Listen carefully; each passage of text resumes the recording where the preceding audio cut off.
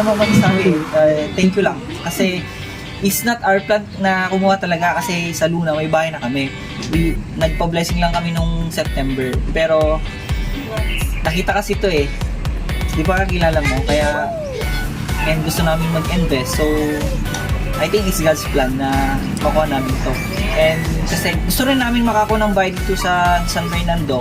Kasi maybe in 2 years time mag-aaral yung anak ko. So at least may titirahan. So all glory to God and salamat sa provision and thank you Bastana. Okay.